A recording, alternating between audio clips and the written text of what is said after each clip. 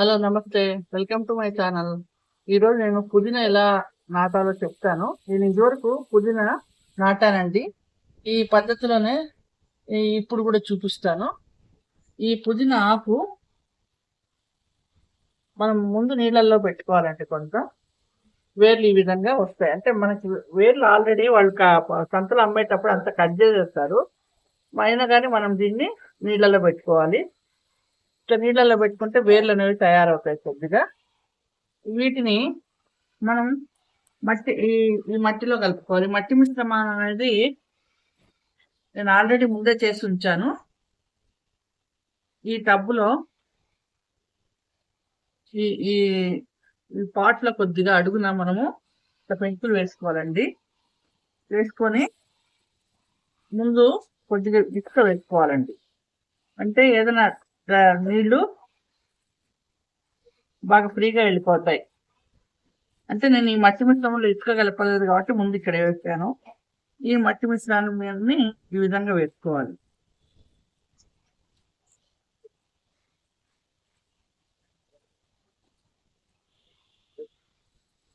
ఇంత కొద్దిగా వేపపిండి కూడా మళ్ళీ ఒకసారి కలిపాను. ఇంకా అంటే వేపపిండి కలుపుకోవాలి కదండి, లేదంటే పురుగు అదంతా రాకుండా ఉంటుంది.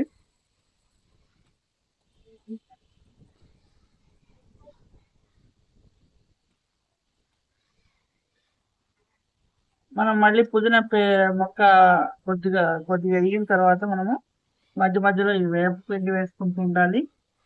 కొద్దిగా ఎప్సమ్ సాల్ట్ అవి కూడా వేస్తూ ఉండాలి. ఇది ఆకుకూర కాబట్టి కంపల్సరీ మనము ఏదో ఒక రూపంలో మనం ఎప్సమ్ సాల్ట్ స్ప్రే చేసుకోవచ్చు నీళ్ళల్లో కలుపుకొని.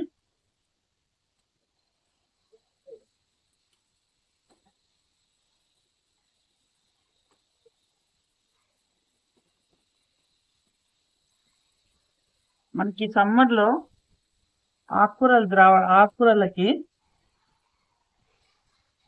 1 వీక్ ఒకసారి స్ప్రే చేయాలి. అది ఏది స్ప్రే చేయాలంటే మనము మామూలుగా మనం సమ్మర్లో చాలా మటుకు పుచ్చకాయ తెచ్చుకుంటాం కదండి. ఆ పుచ్చకాయ అంత తీసిన తర్వాత గ్రీన్ కి పైన ఉంటుంది చెక్కు. ఆ చెక్కును మిక్సీ పట్టుకొని మనము దాంట్లో ఒక లీటర్లో కొద్దిగా గుజ్జు తయారు చేసుకొని దాన్ని మనము డైల్యూట్ చేసుకోవాలి. చేసుకుని మనము స్ప్రే చేసుకుంటూ ఉండాలి. అది మీకు మళ్ళీ ఒకసారి వీడియో చూపిస్తాను అది చేసినప్పుడు. అంటే దానివల్ల ఏంటంటే ఆకుకూరలు బాగా తొందరగా పెరుగుతాయి, మనకు కోసుకోవడానికి కూడా వీలుగా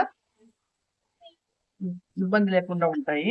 ఇప్పుడు చూడండి, ఇది మట్టి మిశ్రమాన్ని తీసుకున్నాను కదా, దీంట్లో కొద్దిగా నీళ్లు చల్లుకొని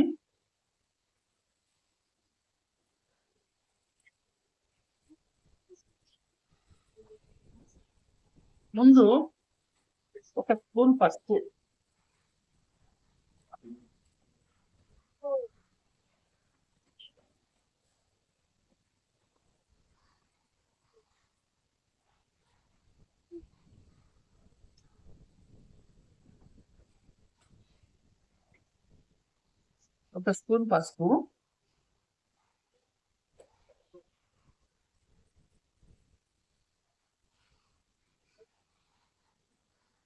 ఇంకా కొద్దిగా నీళ్లు, మరీ ఎక్కువగా. ఆల్రెడీ మనం మట్టిలో నీళ్లు పోసి తడుపుకున్నాం కాబట్టి ఇట్లా పసుపు నీళ్లు చల్లేసుకోవాలి.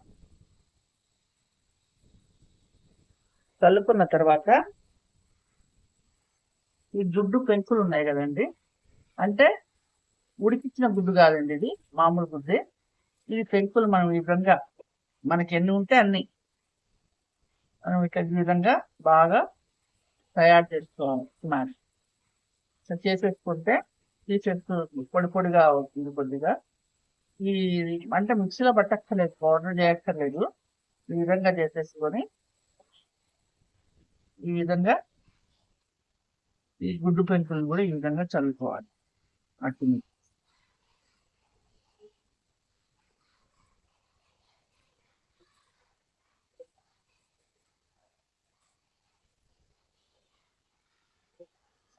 ఈ విధంగా చల్లుకున్నాక మనం ఇప్పుడు నేను ఈ పుదీనాని 3 రోజులు నీళ్ళలో నానబెట్టానండి. కొద్దిగా వేర్లు అనేవి వచ్చాయి. వీటిని మనము చూసి ఈ పుదీనాను మొత్తం ఆకంతా తీయకండి, కొద్దిగా పైన ఇచ్చాలి ఆకును ఇచ్చుకొని కిందంతా మొత్తం తీసేసేయాలి. తీసేస్తే మనం నీళ్ళల్లో పెడితే వేర్లు కనపడుతున్నాయి కదండి వేర్లు.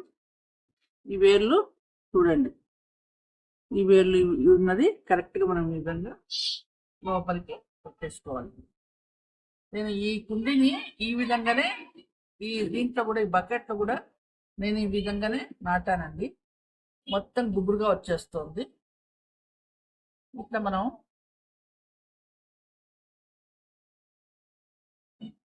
ఈ విధంగా నాటేసుకుంటే రిజల్ట్ అనేది మనకు త్వరగా చూపిస్తుందండి. అయ్యో రాలేదని మాత్రం అనుకోకండి, వెంటనే రావాలని ఏం లేదు. ఇప్పుడు ఎండ తీవ్రత కూడా అట్లే ఉంది కాబట్టి కొంచెం నిదానంగా వస్తాయి. రాలేదని చెప్పేసి తీసి పడేయకండి. నేను మొదట ఇది నాటినప్పుడు కూడా అనుకున్నాను, వారమైనా కానీ ఎందుకు ఇది స్ప్రెడ్ అవ్వట్లేదు, పెద్దగా రావట్లేదు మొక్కలన్నీ, వాడిపోయినట్టు అనిపించింది ఆ కుండి కూడా నాకు. కానీ నేను అట్లాగే ఉంచేశాక మళ్ళీ వారం 10 రోజులకి మళ్ళీ ఈ విధంగా మనకు వచ్చిందండి. అందుకని మనం తొందరపడకండి, ఏదైనా మొక్క నాటినా వెంటనే మనకు రావాలంటే ఏది రాదు. కొంచెం ఓపిక అన్నీ ఉండాలి. ఈ విధంగా ప్రతిదీ మనం వేరు ఉన్నది నాటుకోవాలి.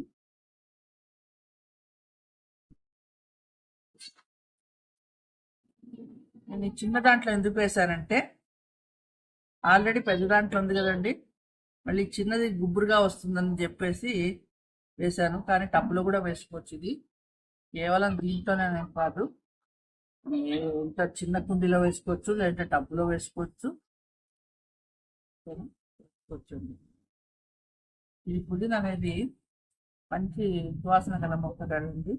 మనం టీలో వాడుకోవచ్చు, ఎన్నో రకాలుగా మనం ఉపయోగిస్తుంటాం. మనకి ఇంట్లో నిత్యావసర ఆకుకూరల్లో మనకు పుదీనా ఒకటి, కొత్తిమీర ఒకటి కంపల్సరీ 2 ఉండాలండి. వంట ఇంటి నేస్తాలనుకోండి ఇవన్నీ. మనం అల్లం కూడా మనం నాటుకోవచ్చు. ఇది కూడా చూపిస్తాను వీడియోలో చేసినప్పుడు.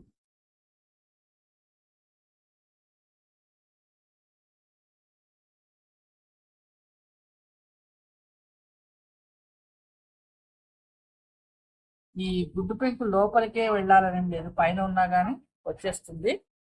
పైన ఉన్నా కానీ లోపలికే పెట్టక్కర్లేదు, పైన ఉన్నా కానీ వచ్చేస్తుంది. ఈ విధంగా మనం మొత్తం నాటేసామండి. ఈ విధంగా పుదీనా ఈ విధంగా మనం ఇంట్లోనే తయారు చేసుకోవచ్చు. చూడండి ఎంత ఫ్రెష్గా ఉందో. అసలు దీనికి ఏం స్ప్రే చేయక్కర్లేదు, అదే పెరుగుతూనే ఉంటుంది. వారానికి ఒకసారి, వారంలో 2 సార్లు మన ఓపికను బట్టి ఇది మాత్రం కంపల్సరీ వేయండి. ఈ సమ్మర్లో ఈ పుచ్చకాయ